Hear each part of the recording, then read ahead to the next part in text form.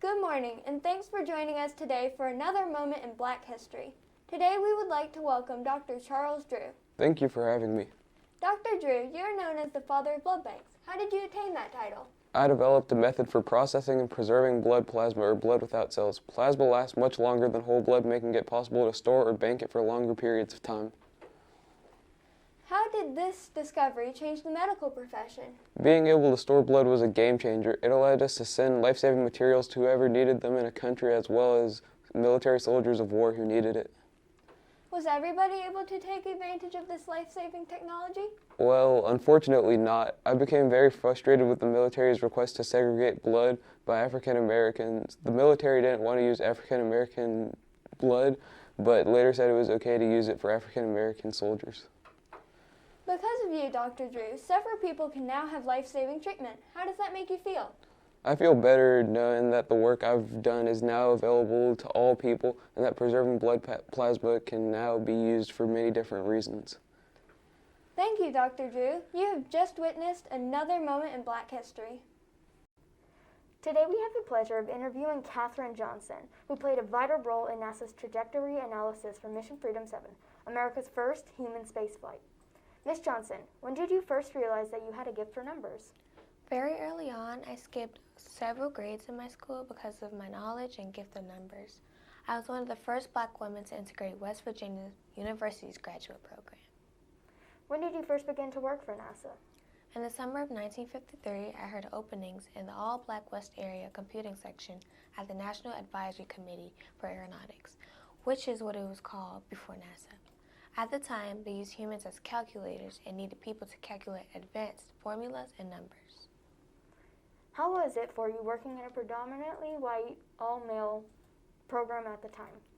It was really difficult because no one wanted to accept the fact that I could calculate advanced formulas with great accuracy. I also had to deal with the workplace segregation. What was the turning point for your career?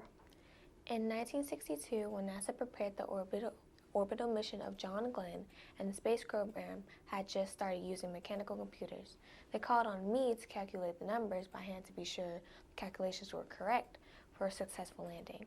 I knew then that this would be the turning point in the competition between the United States and the Soviet Union.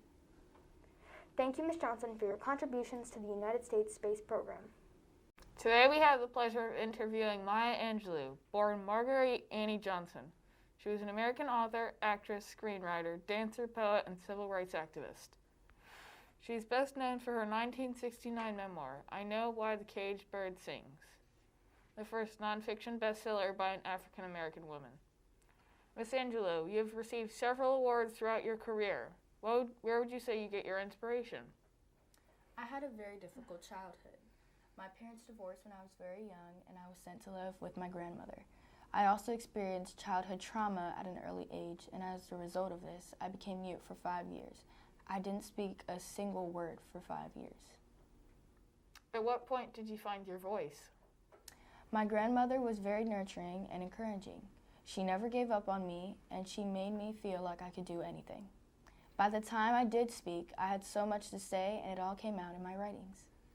Maya, you've written over 36 books, received 2 NAACP awards.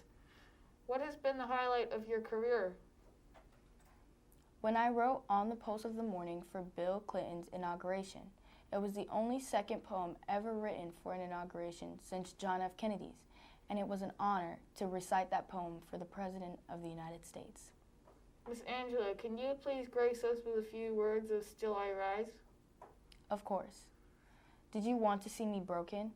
Bowed head and lowered eyes, shoulders falling down like teardrops, weakened by my soulful cries.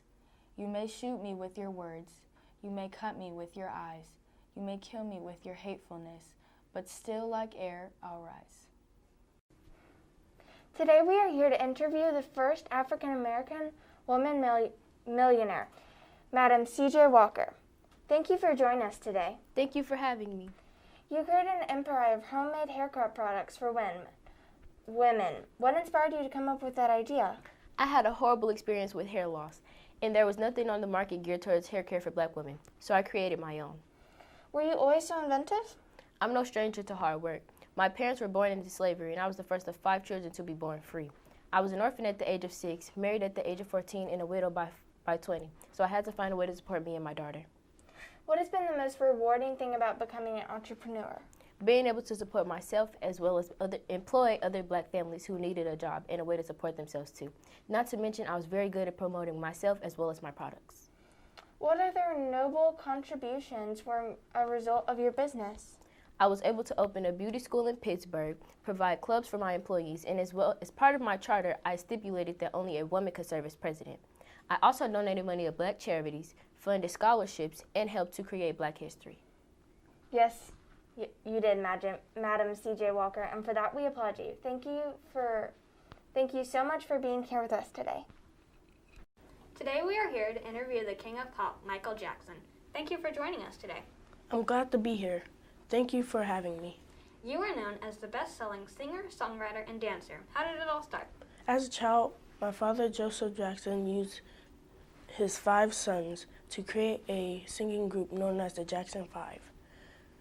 I became the lead singer at the age of 5 years old. We spent endless hours rehearsing and perfecting our act. When did you guys get your first big break?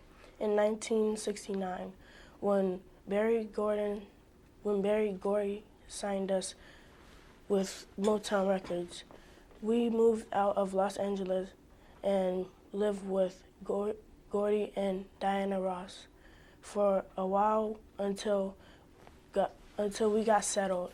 It was then that we recorded our first #1 hit, I Want You Back, and things just took off from there.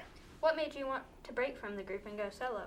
Well, there were creative differences with Motown, so we broke contract and signed with Epic Records in 1976.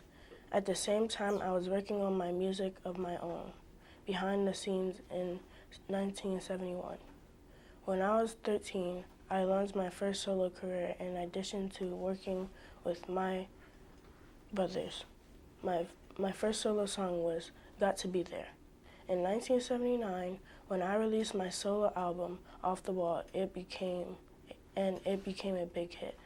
Your music has touched people from all over the world, every culture, every race. What has that been like for you? Being on the stage is magic. There's nothing like it. You feel the energy of everybody who's out there.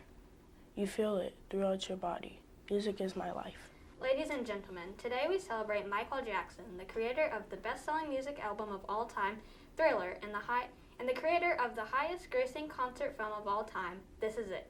Michael, thank you for creating music that has touched the lives of so many.